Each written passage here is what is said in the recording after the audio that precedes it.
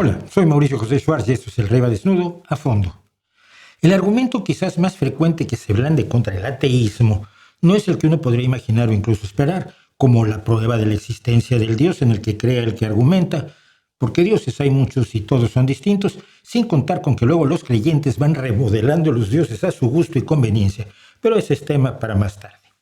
El argumento más frecuente que yo al menos he escuchado en favor de la creencia en un Dios y en una religión es que sin Dios no habría moral, no habría distinción entre lo bueno y lo malo, y los seres humanos, que somos malvados o pecadores o al menos ignorantes atados a nuestros malditos egos y deseos, todo eso según las principales religiones, nos dedicaríamos a hacer el mal, a ejercer la crueldad, a robar, matar y violar sin preocupación alguna, patearíamos perritos en la calle como si fuéramos agentes de ICE, que por cierto se presentan como ejemplares cristianos, y nos convertiríamos en una especie de amalgama de Jeffrey Dahmer, Iván el Terrible, Vlad Tepes, Joseph Mengele, Pol Pot, Leopoldo II de Bélgica, Joseph Stalin, Andrei Chikatilo y personajes similares.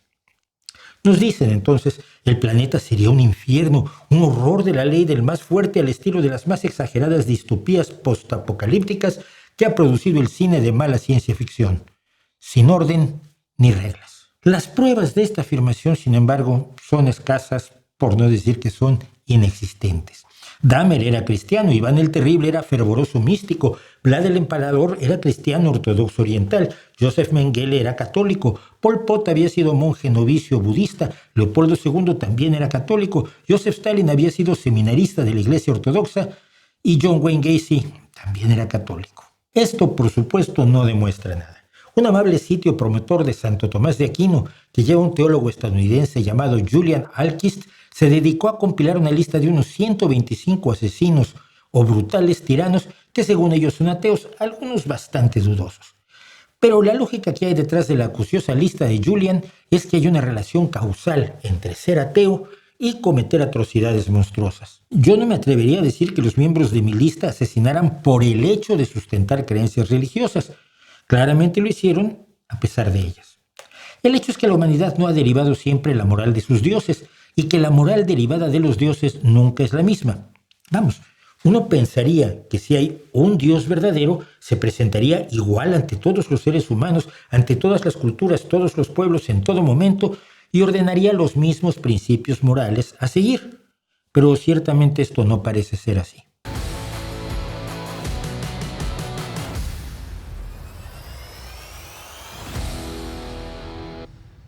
Vamos a usar como definición de moral una de las más extendidas. No se extrañe usted, sin embargo, si para tratar de tener razón, como siempre, viene un filósofo y define la moral de otro modo más adecuado a sus intereses. En tal caso, usted dígale que este video usa esa definición y que vaya y se busque un trabajo honrado. La moral es el conjunto de costumbres, normas, creencias y valores que guían o deben guiar el comportamiento de las personas en una comunidad y que permiten juzgar a las personas y a sus actos como buenos, correctos o malos, incorrectos. Esto es distinto de la ética, que es aquello que nosotros internamente consideramos correcto o incorrecto. Así, por ejemplo, en las sociedades occidentales se considera que la violación está mal. Pero ha habido sociedades en el pasado que han considerado que la violación, por ejemplo, de las mujeres de una ciudad conquistada, es perfectamente aceptable, de esperarse y nada como para preocuparse demasiado.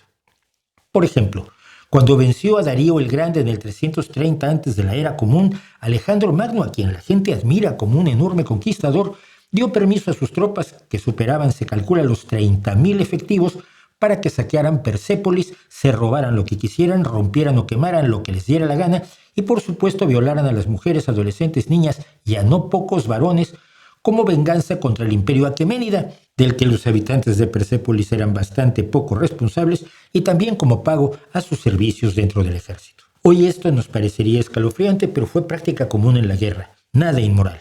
La guerra misma, que es el asesinato organizado, aunque en general sea vista de nuevo en Occidente como algo reprochable y parte de un pasado lamentable del que hay que aprender y no imitar, es sin embargo buenísima si uno escucha a los propagandistas de Vladimir Putin o al presidente de Chechenia, por no decir a los extremistas del Islam radical, para los cuales la guerra contra los infieles no es solo aceptable, sino que es una sagrada obligación.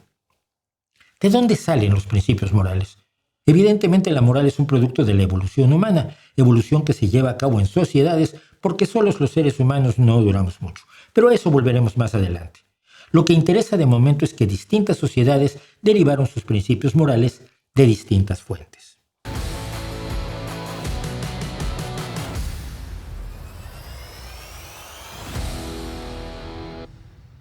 Los babilonios, por ejemplo, crearon su moral a partir de la autoridad divina, como lo muestra la creencia que tenían de que las conocidas leyes de Hammurabi, uno de los primeros códigos legales de la humanidad, fueron dadas al rey Hammurabi por el dios del sol y la justicia, Shamash, momento que se retrata en una de las estelas con el código que hoy está exhibida en el Museo del Louvre. Ahora, si esto fue una versión proporcionada por el propio Hammurabi para darle más lustre a sus ideas legislativas, o si usted prefiere creer en Shamash, por el momento es irrelevante. El código de Hammurabi ya tomaba prestado mucho de leyes sumerias antiguas, como el código de Ur-Nammu o el de Lipit Ishtar. El código de Hammurabi era bastante brutal, según lo veríamos en el siglo XXI. Por ejemplo, la cantidad de ofensas que se sancionaban con la pena de muerte era enorme, incluido el allanamiento de morada o la acusación falsa de homicidio, por no contar con que consagraba el principio del ojo por ojo y diente por diente, que hoy es aborrecido por la mayoría de las teorías legales. Los egipcios, por su parte, le atribuían a la diosa Maat incorporar los principios que también llamaban Maat, los de verdad, equilibrio, orden y justicia. Para ellos, el universo se veía desequilibrado por los actos inmorales de los seres humanos, de modo que hacer algo malo no solo era inmoral o mal visto, sino que dañaba el tejido de la realidad, según ellos. Y el faraón tenía que sostener el Maat mediante rituales y un buen gobierno. El libro de los muertos del Antiguo Egipto tenía las 42 declaraciones de pureza que un alma tenía que hacer en la ceremonia del pesaje del corazón para afirmar que no había cometido ciertos pecados como no he robado, no he sido codicioso, no he causado dolor, no he detenido el flujo de agua, por ejemplo, negándole a alguien el riego para su parcela. Los dioses egipcios, sin embargo, pecaban con alegría. Seth asesinó a su hermano Osiris y lo descuartizó repartiéndolo por todo Egipto, además de violar a Horus. Y el ojo de Ra, Sekhmet, estuvo a punto de aniquilar a toda la humanidad. Los atenienses, por su parte, ya no dependían de la moralidad de sus dioses, que por otro lado a nuestros ojos parecen un compendio de inmoralidad y barbarie similar al de los dioses egipcios. Había infieles en serie como Zeus, asesinos brutales como Apolo y Artemisa, que para castigar a Níobe por presumir de su fertilidad, le asesinaron a sus 14 hijos, que eran inocentes de la fertilidad de Níobe, por supuesto. Los dioses griegos eran brutalmente envidiosos, ambiciosos, rencorosos, vengativos y bestiales. Y los griegos, aceptando que sus deidades eran un tanto imperfectas, prefirieron desarrollar su moral a partir de la responsabilidad cívica hacia la ciudad-estado a la que pertenecían, las tradiciones heroicas como las de la Ilíada o la Odisea, que mostraban a los héroes como modelos a seguir, la razón que empezaba a explorar la filosofía, así fuera con escaso éxito, y la religión por medio de rituales que consolidaban la identidad de la ciudad, aunque en realidad no lograran nada para complacer a los dioses, que no existían. Por su lado, los espartanos vivían según las leyes dadas por Licurgo, que probablemente tampoco existió, y celebraban la aptitud militar, la frugalidad y sobre todo la lealtad y obediencia al Estado, algo que retomarían después personajes como Mussolini o Hitler, saltándose la filosofía y la religión en buena medida. Y en Roma, para terminar con estos ejemplos antiguos, se edificó la moralidad sobre la forma de hacer las cosas de los antiguos, el mos maiorum, un tradicionalismo transmitido oralmente entre las familias, aderezado con su apasionada imitación de los antiguos atenienses, el deber cívico y una cultura de vergüenza y honor más que de bien y mal, donde los actos se juzgaban según cómo mejoraran o empeoraran la forma en que la sociedad lo veía a uno. Si uno triunfaba siendo un pillo, probablemente el triunfo pesaría más que los delitos, lo que por cierto explica a varios emperadores romanos.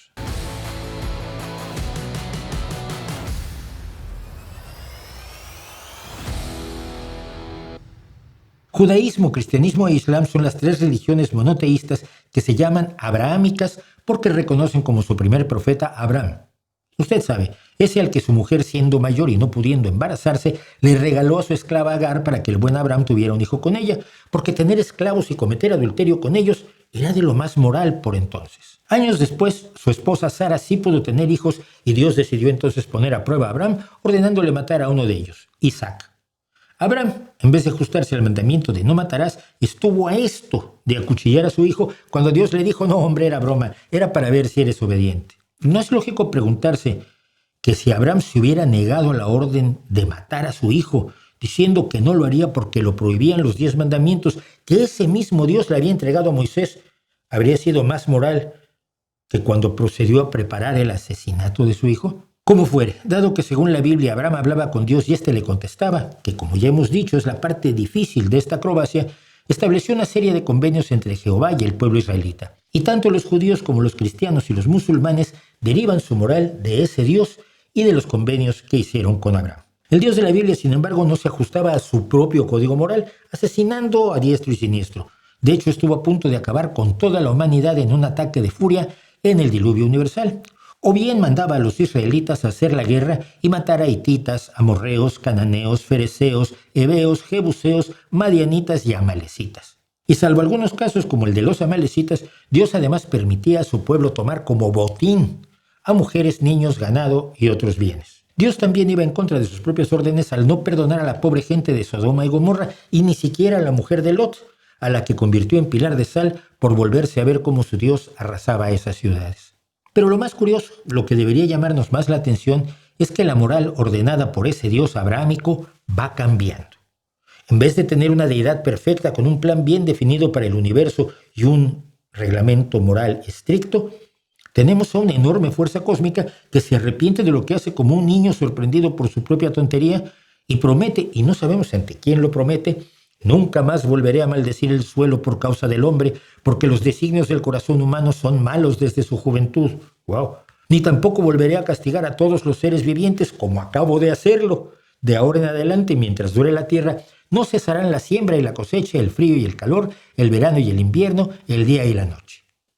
Haberlo pensado antes, ¿no? De acuerdo al cristianismo, el mayor cambio de la moral divina lo personifican las enseñanzas de Cristo en las más o menos 2000 oraciones, no más, que registran los evangelios. El amor y la compasión ocupan el lugar del odio tribal y la venganza. La nueva religión promueve el amor a Dios, a los vecinos y hasta a los enemigos. No a todos. No incluye, por ejemplo, a los mercaderes del templo y otros a los que Jesús les hace la vida bastante difícil en los propios evangelios. Pero la pregunta surge de nuevo. ¿No sabía Dios al crear el mundo o al establecer sus convenios con Israel que por allá del año veintitantos de la era común su hijo iba a cambiar toda la moral anterior? De nuevo, la Biblia no nos parece poner frente a un Dios perfecto, sino ante una fuerza un tanto atolondrada con poca comprensión del universo que ella misma ha creado y capaz de sorprenderse y de cambiar de opinión cuando el mal ya está hecho.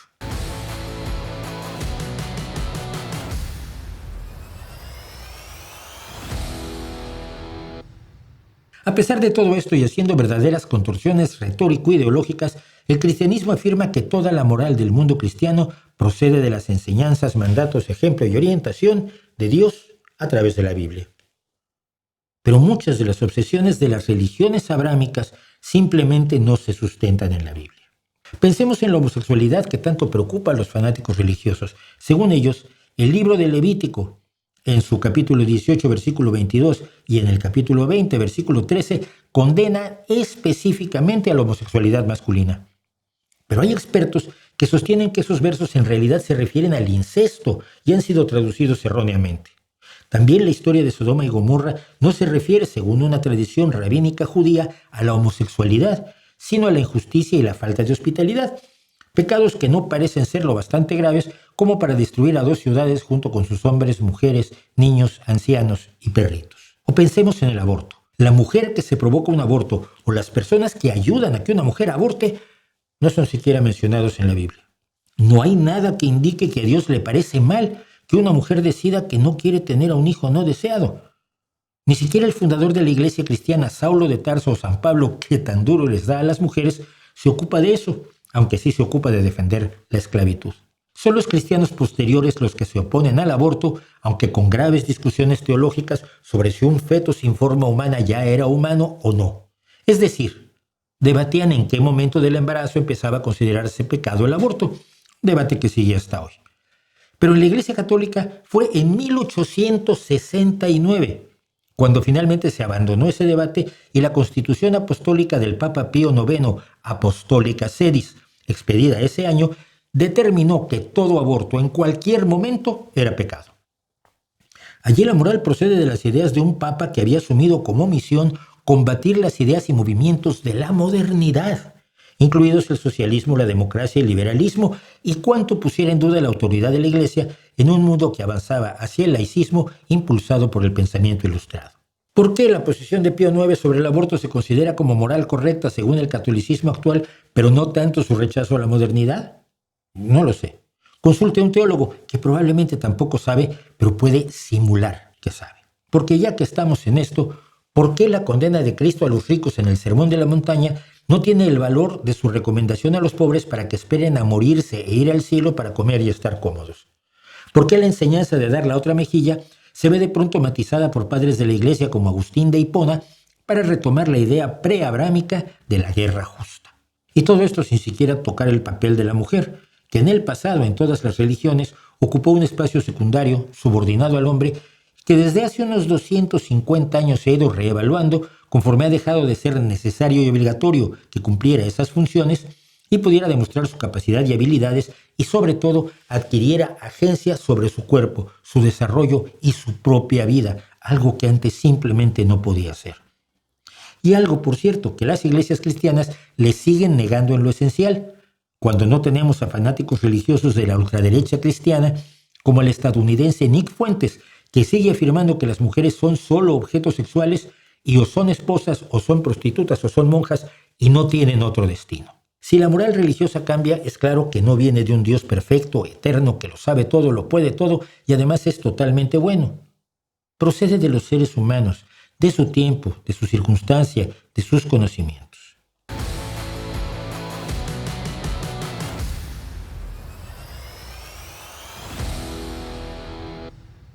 Michael Tomasello, profesor de Psicología y Neurociencias en la Universidad de Duke y director emérito del Instituto Max Planck para la Antropología Evolucionista, es autor del libro Historia Natural de la Moralidad Humana, donde cuenta que la moral evolucionó a partir de la colaboración de los individuos de nuestra especie como una forma especial de tratarse entre ellos.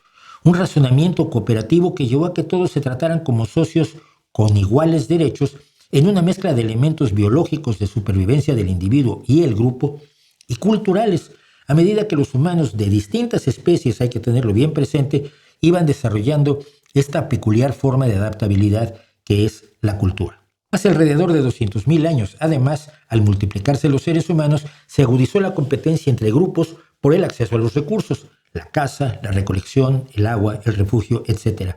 La existencia de enemigos favoreció la creación de lazos más estrechos entre los miembros de un grupo, cada uno de ellos desarrollando su propia cultura, su propia cosmovisión y su propia moral, distinta de los del otro lado del río. Para Tomasello y para muchos otros estudiosos de la conducta humana a lo largo de la historia, es nuestra realidad biológica y cultural la verdadera fuente de la moral. Y en ese sentido, cabe señalar que es la escasez de recursos y el dominio sobre ellos lo que puede dar lugar a posturas morales decididas por quien tiene el poder. El monarca que controla los graneros del reino puede dictar cualquier ley o disposición sobre las costumbres de sus súbditos y las impondrá si el precio de no respetarlas es no tener comida en el plato a partir de mañana. Apenas hemos revisado por encima algunas culturas europeas de Oriente Medio y norteafricanas, sin meternos en las otras miles de culturas y sus miles de morales, fuera en China, Japón, la India y toda Asia, los indígenas nómadas norteamericanos, las culturas sedentarias centro- y sudamericanas, los precristianos celtas o vikingos, los isleños del Pacífico o el complejísimo mosaico de culturas africanas. Y aún así en esas culturas es claro que la moral no viene de Dios, ni de uno ni de una asamblea de deidades, cuando no de un verdadero culebrón de miserias humanas como el de los panteones grecorromanos o egipcios.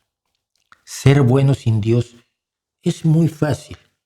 La mayoría de los seres humanos lo han sido y lo son porque viven de acuerdo a lo que precisa su sociedad para sobrevivir, para que sobreviva el individuo y para que sobreviva la sociedad.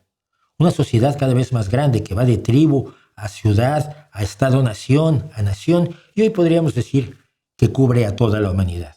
La idea de que si se suprime la religión, los seres humanos en su conjunto se lanzarán por el precipicio del delito, la depravación, la perversidad y el pecado, no es sino una fantasía paranoica desarrollada por los jerarcas religiosos para justificar la continuidad de la superstición, de la fe y del temor a Dios, del miedo a lo que pasa después de la muerte, que son las bases para que dicha jerarquía disfrute de poder, riquezas y ascendiente social sin tener que trabajar honradamente. En Estados Unidos, país que se presume especialmente fervoroso al grado de que algunos de sus ciudadanos creen que Cristo hablaba en inglés y la Biblia se redactó en un lugar entre Guapaconeta, Ohio y Ding Dong, Texas, los dos existen, las estadísticas señalan que su población reúne a un 73% de religiosos, principalmente cristianos de diversas denominaciones, y a un 21% de personas sin religión alguna.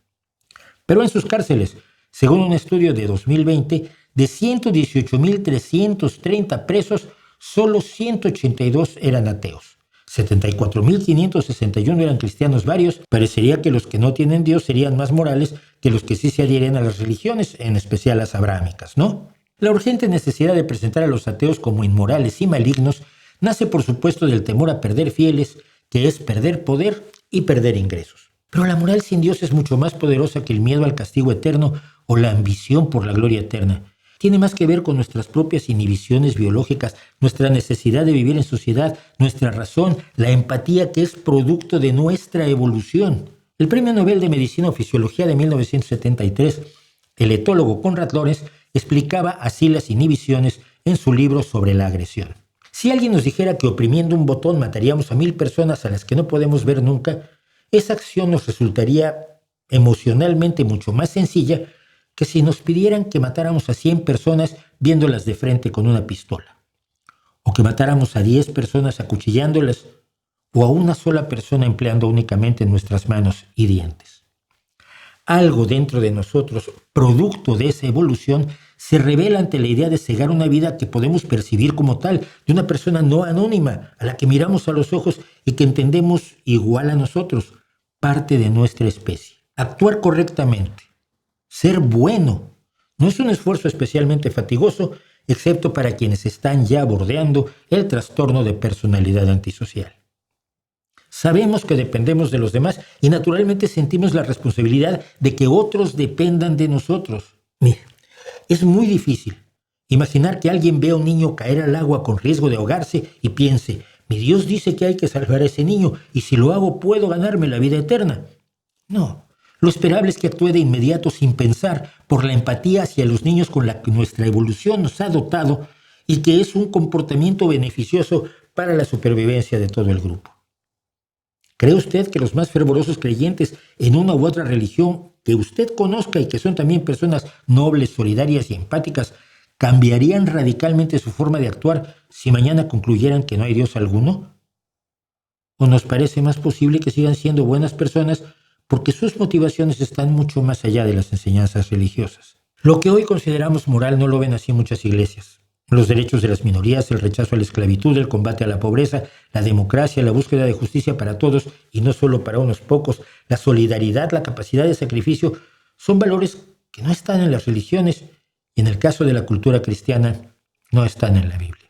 La Biblia no dice ni una palabra en favor de la libertad de la mujer, ni una palabra contra la esclavitud, contra la pobreza, contra las monarquías.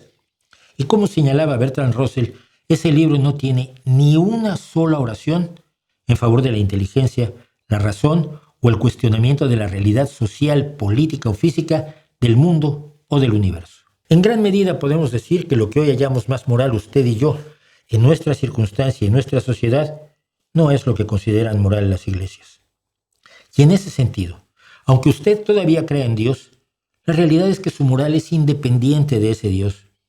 A usted le pueden decir que quien no tiene fe religiosa es un monstruo malvado, pero usted se convertiría en un monstruo malvado si mañana descubre que no hay motivos para su fe religiosa, o seguiría tratando de ser buena persona, buena madre, buen padre, buena hija, buen hijo, buena amiga, buen amigo, buena vecina, buen vecino. Porque si usted no se convertiría en asesino, ladrón o torturador si no tuviera a su Dios y a su religión, tampoco se han convertido en eso quienes no tienen Dios, religión, papa, imán, rabino o pastor. Al fin y al cabo, más allá de las historias de horror de los dueños de las religiones, todos nosotros, o bueno, casi todos nosotros, somos buenos sin Dios y los que son malos lo son pese a su Dios. ¿No cree usted?